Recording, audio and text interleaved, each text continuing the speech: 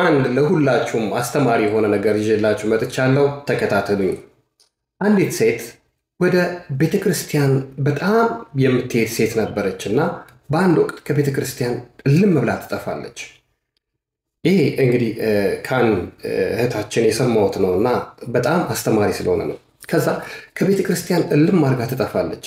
ከዛ በኋላ እዛ ቤተክርስቲያን አካባቢ ያሉ ሰዎች ደግሞ ይነጋገራሉ በሷ የት ሄዳ ነው ከሌት አይተናት አናቅም ምናምን ይሏታል። ከዛ በኋላ አይ ዶንት ኖ የት እንደሄደች አናቅም ምናምን ይባባሉና ዝም ይላሉ። አንድ ቀን አባ ይነሱና እዚህ ጋር የምትቀመጥ ልጅ አንድ የት ሄዳ ነው አይቻት አላውቅም ብለው ይናገራሉ። ከሌናት ምናምን ይላሉ እዛ አካባቢ የነበሩ ሰዎች። አዎ ከሌ የት ሄዳ ነው አይቻት አላውቅም ወደ ቤተክርስቲያኑ መታ አታውቅም ምን ሆነ ነው ይላሉ።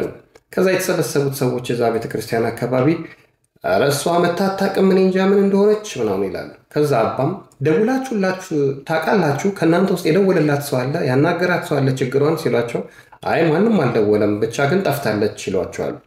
በቃ እሺ ስልኳን አፈላልጉና አምጡልኝ እኔ ያናገራታለሁ ይሉና አባ ስልኳን አፈላልገው ይደውሉላታል።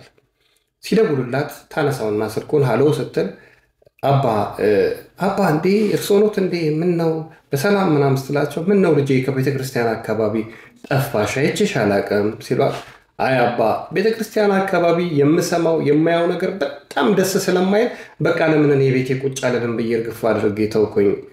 እንደዛማ አይሆንም የኔ ልጅ እንዴት ከቤተክርስቲያን ይቀራል ሲሏት አባ እኔ ከአይምሮዬ በላይ ነው በጣም ብዙ ነገር ነው የገጠመኝ እዛ አካባቢ ትላቸዋለች።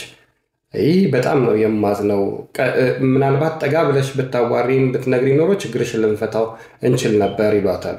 አይ በማንም የሚፈታ አይደለም በጣም የማየው ነገር በጣም ጥሩ አይደለም ትላቸዋለች። በዚህን ጊዜ አባ ምን ይሏታል እባክሽ አንድ ጊዜ ብቻ ነይና አናግሪኝ ላውራሽ ይሏታል። እሺ አባ ችግር የለውም ትልና በማግስቱ ተነስታ አባ ጋር ትመጣለች።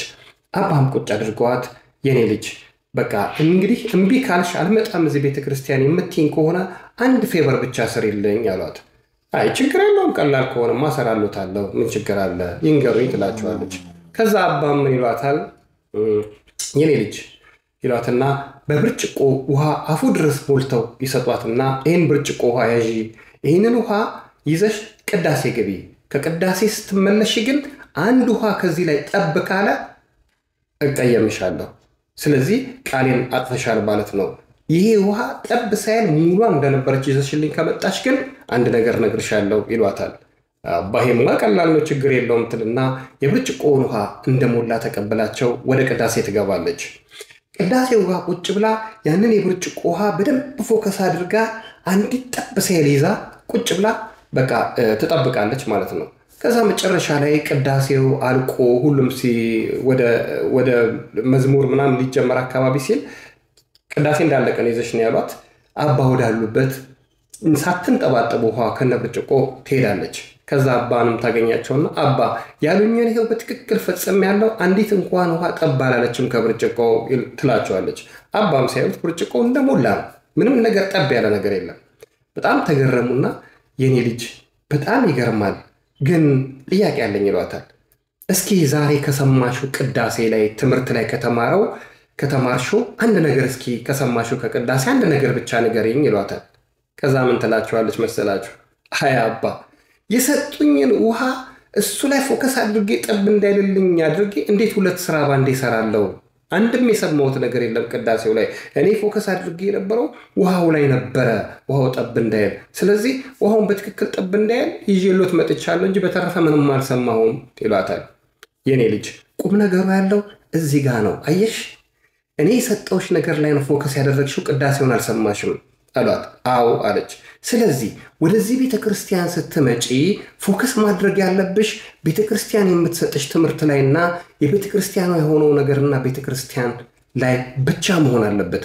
በዙሪያሽ ያሉት ሰዎች የሚያወሩትን የሚናገሩትን የነሱን ትኩረት የምትስቢ ከሆነ ወይም እነሱ ላይ ፎከስ የምታደርጊ ከሆነ አላማሽን ትስቻለሽ። ልክ እንደዚህ እንደ ብርጭቆ ውሃ ትኩረት ማድረግ ያለብሽ የቤተክርስቲያኗ ቃል ላይ የሚነገረው ነገር ላይ ነው እና ባክሽ እንደዚህ እንዳታደርጊ ሲሏት ወደ ራሷ ተመለሰች። ገባችሁ? ቆም ብላ ስታስብ እውነት ነው ይሄ ነገር አለች። ቤተክርስቲያንና ቤተክርስቲያን ላይ ነው ማሰብ ያለብኝ። ከዛን ጊዜ ጀምሮ ፎከስ ማድረግ ጀመረችና ወደ ቤተክርስቲያን መምጣት ጀመረች። በአባ መክር ተመለሰች። ስንቶቻችንን በእንደዚህ አይነት ነገር የሳትን መንገዶቻችንን ሰዎች ላይ ፎከስ እያደረገን አንዳንድ የሚነገሩ ነገሮች ላይ አልባሌ ቦታዎችን እየዋለን እየሰማን ከቤተክርስቲያን ይራቅን ስንቶቻችን ነን? ይህ የዕለቱ ምክር ነው። በጣም ጠቃሚ ምክር ነው። ሰላማችሁ ይብዛልኝ። ላቭ ዩ ጋይስ ባይ